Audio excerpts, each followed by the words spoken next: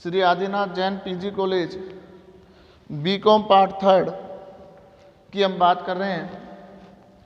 BCom part third में आपने कुछ चैप्टर्स पहले पढ़े होंगे बच्चों।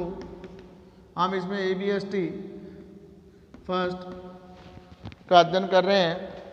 बुक आपने ले ली होगी बच्चों, बार बार बताया था, बुक ध्यान रखिएगा। बुक आपको बताया था अंकेक्षण एवं प्रबंध लेखांकन। तो इसमें हमने पढ़ा था बच्चों अंकेक्षक के दायित्व, जिसमें आपने देखे बच्चों अंकेक्षक के दायित्व दो प्रकार के पढ़े थे। एक तो हमने पढ़ा दीवानी दायित्व, सापराध दायित्व। फिर हमने इनका विस्तार से अध्ययन किया, इनमें केसों के बारे में देखा। तो ये आपने बहुत अच्छे से अपने नोट्स बना लिए होंगे, नहीं तो बनाना चालू कीजिए बच्चों, पढ़िएगा। तो अपने 7 चैप्टर पूरे हो गए हैं। इसी क्रम में हम बात कर रहे हैं बच्चों कंपनी अंकेक्षण, लेसन नंबर 8।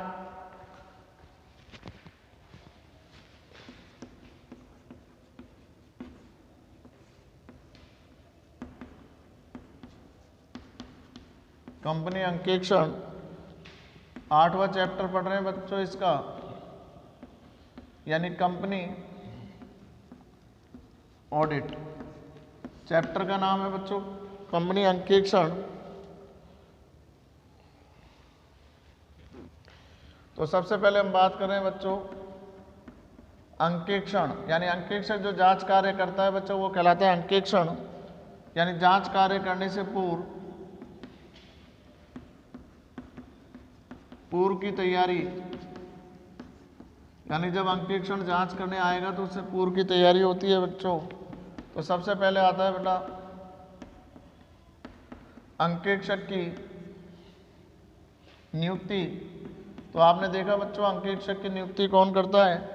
प्रथम अंकेक्षक की नियुक्ति तो कंपनी, सार्वजनिक कंपनी होती है, उसमें संचालक मंडल करता है बच्चों 30 दिन में, और उसके बाद अर्जदारी करते हैं। और संचालक मंडल अगर अपनी इस सुविधा को नहीं करता ना बेटा, अपने अधिकार का प्रयोग नहीं करता, तो साधारण सभा में अंकेक्षक की नियुक्ति कर देनी चाहिए। तो लेकिन बच्चों कंपनी अंकेक्षक एक वैधानिक अंकेक्षण है, और वैधानिक अंकेक्षण के लिए एक निर्धारित योग्यता वाला व्यक्ति ही कंपनी अंकेक्षक नियुक्त किया जा सकता है। तो किसी भी चीज़ को आप करने से पहले, यानी अंकेक्षक से जांच कार्य कराने से पूर्व ये देख लें कि अंकेक्षक निर्धारित योग्यता रखता है या नहीं है, और कंपनी विधान के अनुसार उसकी नियुक्ति की जानी चाहिए। और कंपनी में अपनी नियुक्ति के संबंध में उन सभी कर्तव्यों का पालन करना चाहिए जो चार्टेड अकाउंटेंट एक्ट के अंतर्गत किए गए हैं।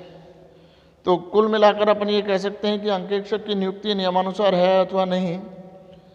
तो वो अपन ने कंपनी अंकेक्षक में पढ़ भी लिया था बच्चों, यानी एक सर्टिफाइड ऑडिटर हो या कंपनी के निर्धारित चार्टेड अकाउंटेंट संस्थान का सदस्य हो, वो व्यक्ति होगा। 20 कंपनी से ज़्यादा का नहीं होना चाहिए बच्चों। तो ये कुछ बातें कंपनी अंकेक्षक की नियुक्ति के समय देखनी चाहिए, क्योंकि कंपनी अंकेक्षक एक वैधानिक अंकेक्षण है। तो कंपनी अंकेक्षक की नियुक्ति बच्चों कंपनी विधान के अनुसार ही की जाती है। अब आता है बच्चों कंपनी के व्यवसाय का स्वभाव,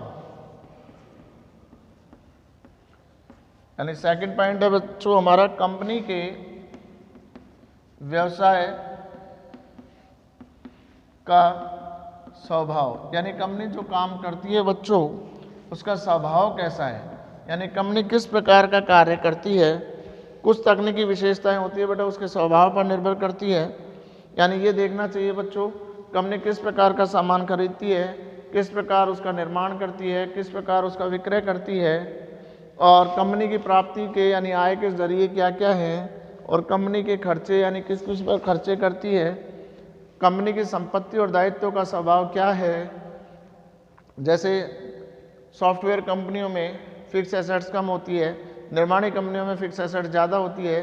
तो कंपनी का स्वभाव और दायित्व देखें, और कार्यक्रम उसी के अनुसार बनाया जाएगा बच्चों। तो सबसे पहले आपने देखा बेटा कंपनी अंकेक्षक की नियुक्ति देखेगा, तो नियुक्ति विधान के अनुसार होनी चाहिए। जिस कंपनी का अंकेक्षक ऑडिटर करने जा रहा है, यानी जांच कार्य करने जा रहा है बच्चों, तो जिसकी हम जांच कर रहे हैं उसके स्वभाव से हमको परिचित हो जाना चाहिए। कि कंपनी किस प्रकार की है, क्या कार्य करती है, तो ये सब चीज़ें हमको पहले ही पता लगा जानी चाहिए। तीसरा आता है व्यापारिक वर्ष। देखिए बच्चों, सामान्यतः व्यापारिक वर्ष 1 अप्रैल से 31 मार्च होता है। तो क्योंकि अंकेक्षक को सारे कार्य वित्तीय वर्ष के अंत में करने होते हैं, तो कंपनी का व्यापारिक वर्ष कब समाप्त हो जाता है? चौथा आता है बच्चों संचालक मंडल।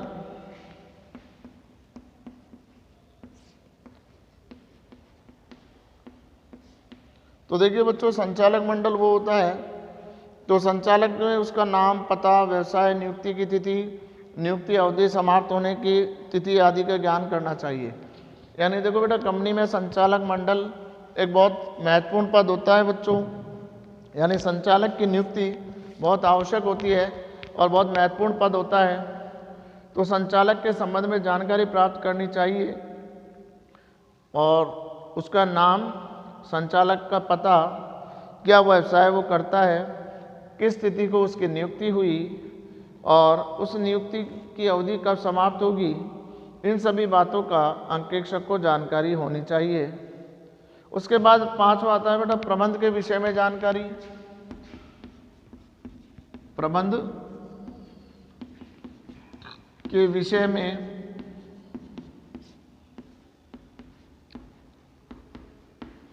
जानकारी।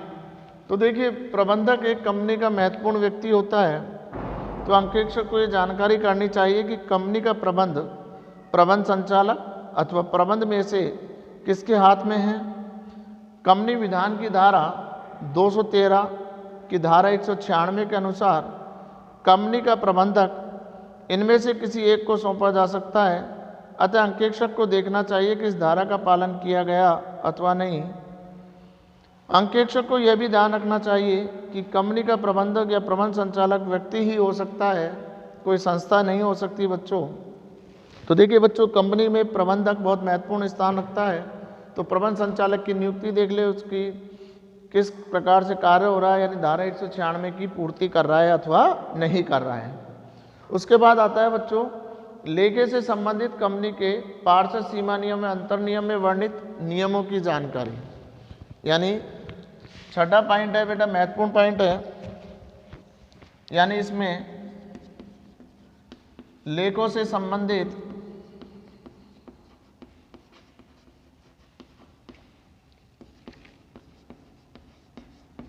कंपनी के पार्षद सीमा नियम व अंतर नियम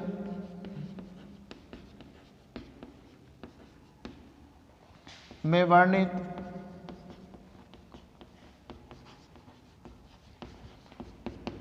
नियमों की जानकारी। देखिए बच्चों, कंपनी के ये जो महत्वपूर्ण दस्तावेज होते हैं, पार्षद सीमा नियम और अंतर नियम, यानी कंपनी का एक आधारभूत प्रलेख होता है जिसे हम कंपनी का पार्षद सीमा नियम बोलते हैं बच्चों, और कंपनी का अंतर नियम। तो ये महत्वपूर्ण दस्तावेज होते हैं बच्चों कंपनी के, जिनके बारे में अंकेक्षक को जानकारी होना जरूरी है। तो देखिए बच्चों, पार्षद सीमा नियम कंपनी का एक आधारभूत प्रलेख है जो कंपनी के उद्देश्यों को परिभाषित करता है, उसके अधिकार क्षेत्र को निश्चित करता है। उसके बिना किसी भी कंपनी का रजिस्ट्रेशन संभव नहीं है। अतः कंपनी का जीवनदाता प्रलेख होता है बच्चों। यानी पार्षद सीमा नियम किसी भी कंपनी का आधारभूत प्रलेख होता है, यानी महत्वपूर्ण दस्तावेज है जिसके बिना कंपनी का रजिस्ट्रेशन ही नहीं होगा। तो देखिए बच्चों, हर कंपनी को बनाना जरूरी होता है इसको। तो ये कंपनी के लिए आवश्यक हो गई। पार्षद सीमा नियम में निम्नलिखित वाक्य लिखे जाते हैं। पहला वाक्य आता है बच्चों स्थान वाक्य। स्थान वाक्य से तात्पर्य हुआ कि कंपनी का मुख्य हेड ऑफिस किस स्थान पर होगा, यानी कंपनी का हेड ऑफिस किस शहर में होगा उसका उल्लेख होगा। दूसरा आता है बच्चों एक नाम वाक्य, यानी कंपनी का नाम क्या होगा। यानी सबसे पहले नाम वाक्य, कंपनी का क्या नाम से जाना जाएगा, कंपनी किस नाम से व्यापार करेगी। स्थान वाक्य, यानी कंपनी का हेड रजिस्टर्ड ऑफिस किस जगह होगा। उद्देश्य वाक्य, यानी कंपनी के निर्माण किस लिए किया गया, कंपनी का उद्देश्य क्या होगा।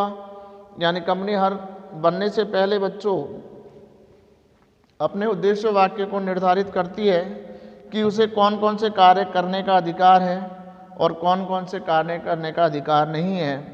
तो अंकेक्षक के लिए ये वाक्य महत्वपूर्ण हो जाता है बच्चों कि वो ये व्यवहारों की जांच करते समय ये देखे कि कौन से व्यवहार करने का अधिकार था और कौन सा नहीं।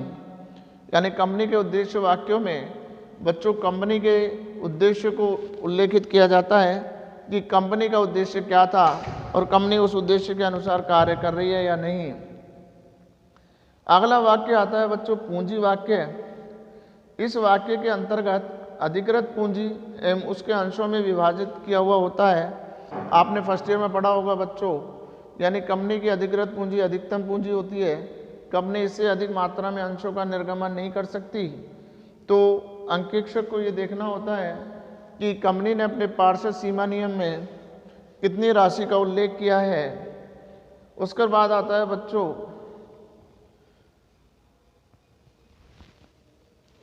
तो कंपनी का देखिए बच्चों अंश पूंजी के संबंध में कंपनी अधिनियम 2013 की धारा 5 के अनुसार अंतर नियम का आश्रय ऐसे अंतर नियमों से जो पिछले कंपनी विधान अथवा वर्तमान कंपनी विधान के अधीन मूल रूप से बनाया गया है अथवा समय समय पर संशोधित किया गया है। तो देखिए बच्चों अंश पूंजी के संबंध में देखें तो अंकेक्षक के लिए महत्वपूर्ण कुछ बातें होती हैं, उसको अंकेक्षक को देखनी होगी। पहली बात आती है बच्चों अंश पूंजी का निर्गमन, यानी कंपनी ने कितनी राशि के अंश जनता को इशू कर दिए। दूसरा, अंशों की याचना राशि कितनी है, यानी अंशों पर कितनी राशि मांगी गई है। तीसरा, अंशों पर पेशगी रकम कितनी है। उसके बाद याचना राशि की बकाया कितनी है। अंशों का हरण और पुनर्निर्गमन किया है तो कब कब किया है और किस किया है। हरण एक ही कारण से होता है बच्चों, फर्स्ट ईयर में आपने पढ़ा होगा, जब कोई अंशधारी अपने बकाया मांग नहीं चुकाता तो कंपनी उसके अंशों का हरण कर लेती है और उन जब्त अंशों को वापस से रीइश्यू कर देती है तो उसे अंशों का पुनर्निर्गमन कहते हैं। अंशों का हस्तांतरण अगर किया है तो किस कारण से हुआ है। अंशों पर अभिगोपन कमीशन और दलाली अगर भुगतान की है तो बच्चों कितनी की है, और निर्धारित नियमों के अनुसार तो ज़्यादा नहीं दी, क्योंकि अपन जानते हैं बच्चों फर्स्ट ईयर में पढ़ा है अभिगोपन कमीशन की दर निश्चित होती है तो उससे ज़्यादा आप नहीं दे सकते बच्चों। उसके बाद अंशधारियों को पारस्परिक अधिकार कितने दिए गए हैं, तो ये सब अंश पूंजी के संबंध में आता है। इसी में आता है बेटा अंकेक्षक के संबंध में कंपनी अंकेक्षक के अधिकार कंपनी विधान द्वारा निर्धारित होता है, इसलिए अंतर नियमों को इन्हें बढ़ाया जा सकता है, घटाया नहीं जा सकता। अतः अंकेक्षक के लिए महत्वपूर्ण है कि अधिकार और कर्तव्य किस सीमा तक बढ़ाया जा सकते हैं और किस सीमा तक नहीं होते, इनको देखें। तो पूंजी वाक्य के अलावा एक होता है बेटा संघ अथवा हस्ताक्षर वाक्य, यानी किसके हस्ताक्षर से कार्य करेगा और कंपनी किस यूनियन के रूप में, निजी सार्वजनिक किस रूप में, संघ के रूप में उसका निर्माण हुआ है। तो देखिए बच्चों पार्षद सीमा नियम कंपनी के एक महत्वपूर्ण दस्तावेज हो गए जिसमें कितनी बातों का उल्लेख होगा बच्चों, 6 बातों का। सबसे पहले नाम वाक्य, फिर स्थान वाक्य, उद्देश्य वाक्य, दायित्व वाक्य, पूंजी वाक्य, संघ तथा हस्ताक्षर वाक्य। इसी प्रकार सीमा नियम हमने समझ लिया बच्चों, यानी ये कंपनी के आधारभूत प्रलेख होते हैं, इनको बनाना जरूरी होता है। इनकी नहीं बनाने की दशा में कंपनी का रजिस्ट्रेशन ही नहीं होगा, तो यानी इसमें लिखना होता है। और ये जो 7 बातें आपको बताई बच्चों, इनका पार्षद सीमा नियम में उल्लेख करना जरूरी होता है। अब हम बात कर रहे हैं बच्चों इसी में अंतर नियम। तो कंपनी के एक अंतर नियम वो होते हैं बेटा जो कंपनी विधान के अनुसार बनाए जाते हैं, और अगर कंपनी अगर अंतर नियम नहीं बनाती तो कंपनी में सारणी 1 के 99 आदर्श नियम है वो लागू हो जाते हैं। यानी कंपनी के संचालन किस प्रकार से होगा, कंपनी किस प्रकार से उनका लेन देन करेगी, यानी अंतर नियम कंपनी के महत्वपूर्ण प्रलेख होते हैं बच्चों। यानी कंपनी के नियमों को किस प्रकार से चलाया जाएगा उसके लिए अंतर नियम तैयार किए जाते हैं। अगर नहीं तैयार किया तो बेटा एक टेबल बनी हुई होती है, टेबल है, उसमें 99 आधारभूत प्रलेख दिए हुए होते हैं बच्चों, तो वो सारे नियम कंपनी पर लागू हो जाते हैं, यानी कंपनी के सारणी ए को लागू कर लेती है। तो या तो कंपनी अपने खुद के नियम बनाए बच्चों, अंतर नियम, और अगर कंपनी खुद के नियम नहीं बना रही तो कंपनी पर सारणी ए के लागू कर लेगी, और सारणी ए में आदर्श नियम बताए हैं। अंश पूंजी के संबंध में है, जैसे अंकेक्षक के संबंध में है।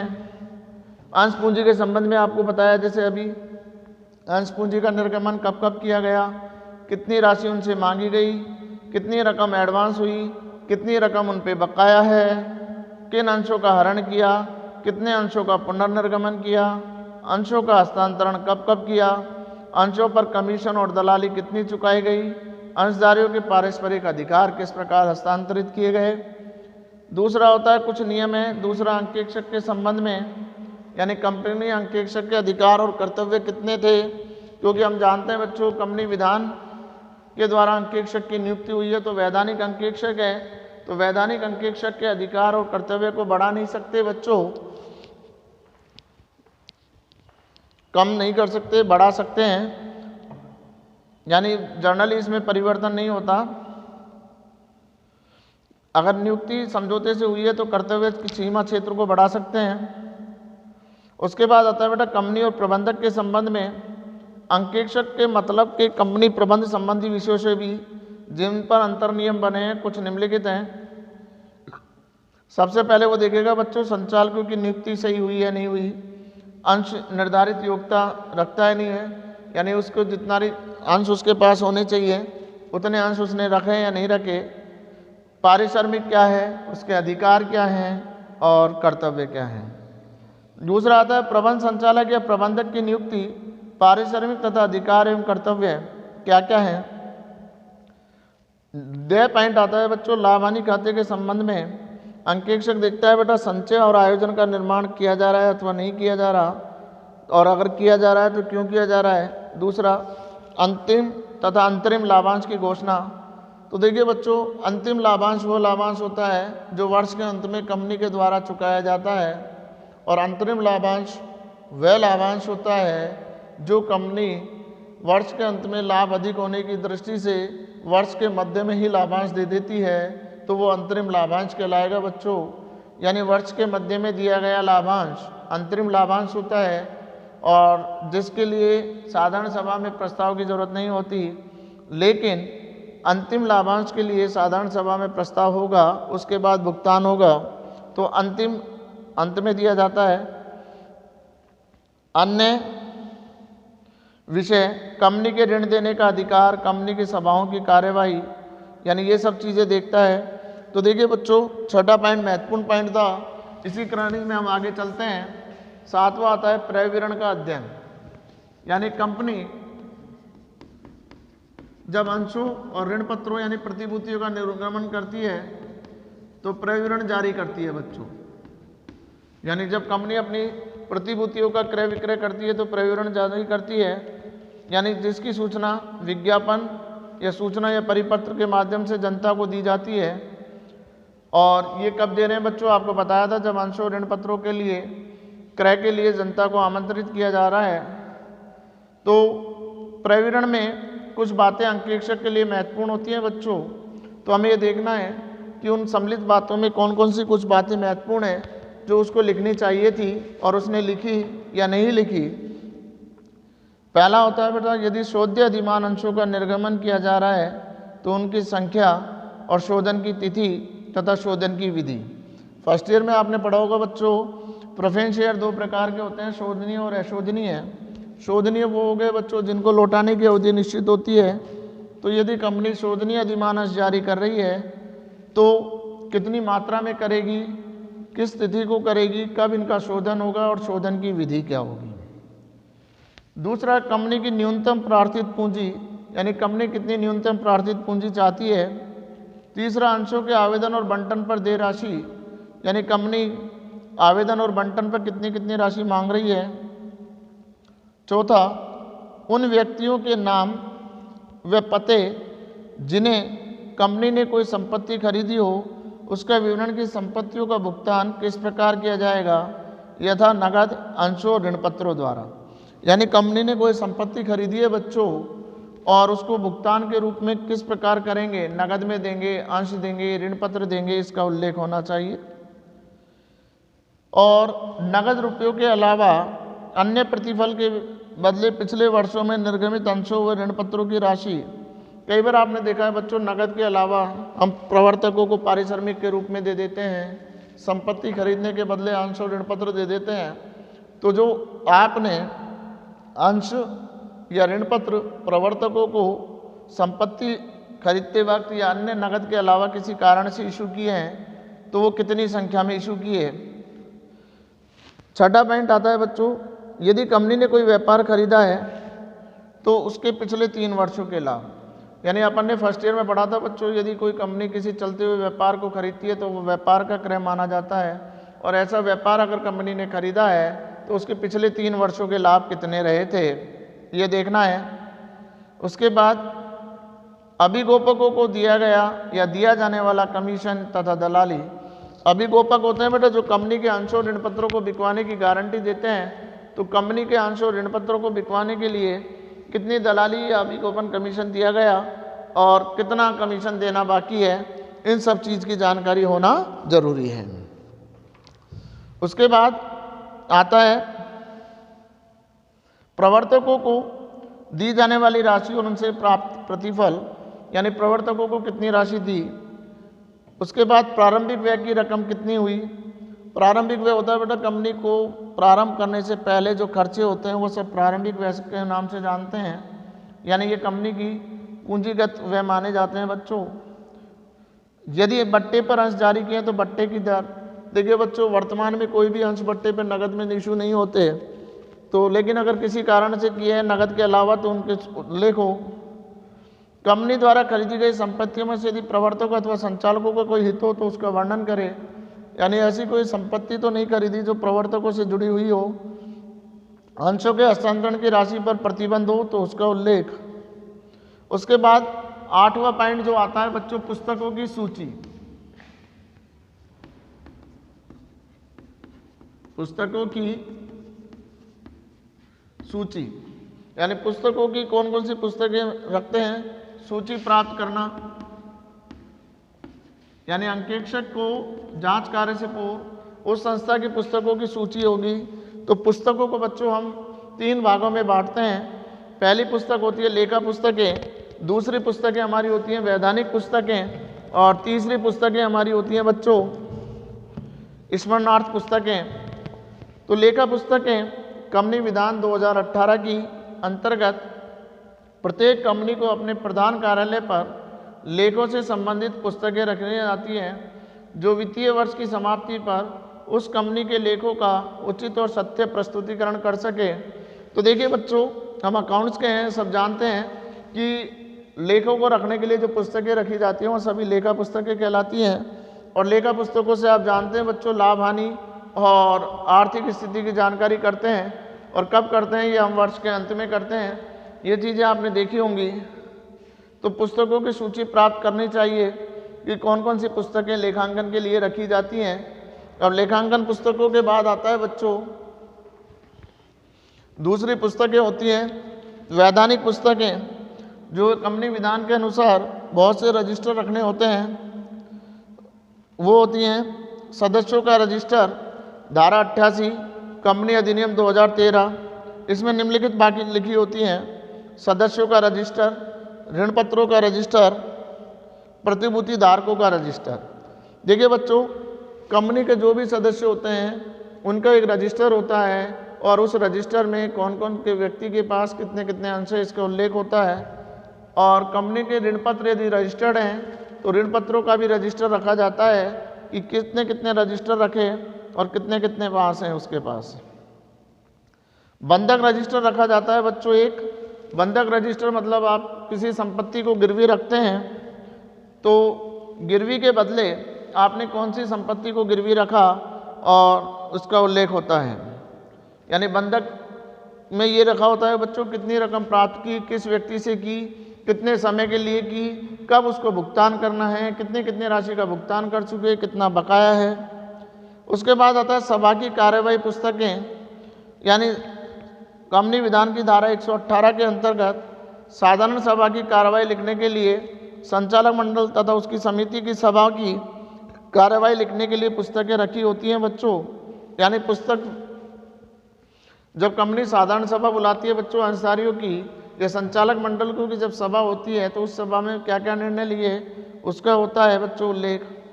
और ऐसे प्रसंविधि या रजिस्टर जिसमें संचालकों का हित हो, यानी धारा 189, यानी इस रजिस्टर में नियमानुसार प्रारूप और निर्देशानुसार विवरणों की प्रविष्टि होती है। संचालकों आदि के संबंध में रजिस्टर होते हैं बच्चों धारा 170 के अनुसार। प्रत्येक कंपनी के लिए एक ऐसा रजिस्टर रखना अनिवार्य है जिसमें कंपनी के संचालकों, प्रबंध संचालकों, प्रबंधक तथा कंपनी सचिव के नाम, पते और व्यवसाय आदि का उल्लेख होता है। स्मरणार्थ पुस्तकें रखी जाती हैं बच्चों, यानी प्रत्येक कंपनी को अपने कार्य के संबंध में बहुत सी ऐसी पुस्तकें रखनी होती हैं जिनका विधान द्वारा रखा जाना अनिवार्य नहीं है, लेकिन कंपनी का कार्य सुचारू रूप से चलाने के लिए आवश्यक है।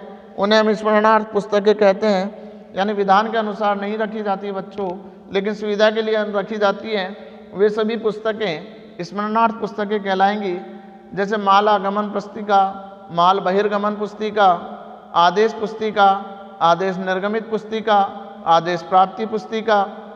अन्य पुस्तकें जो कंपनी आवश्यक समझे तो कर्मचारियों की सूची तथा कर्तव्य वितरण का ज्ञान प्राप्त करना, यानी संस्था में कितने कर्मचारी कार्यरत हैं बच्चों उनकी सूची लेगा और उनके क्या क्या कर्तव्य, यानी कौन से व्यक्ति को क्या कार्य करने को दिया हुआ है,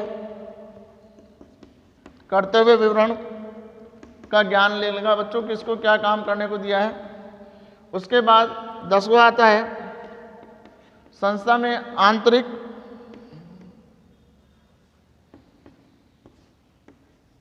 नियंत्रण के विषय में जानकारी, यानी संस्था में आंतरिक नियंत्रण किस प्रकार का है, यानी एक व्यक्ति के कार्य की जांच स्वतः ही दूसरे से हो जाए, यानी इस प्रकार कार्य का बंटवारा करना आंतरिक नियंत्रण में आता है।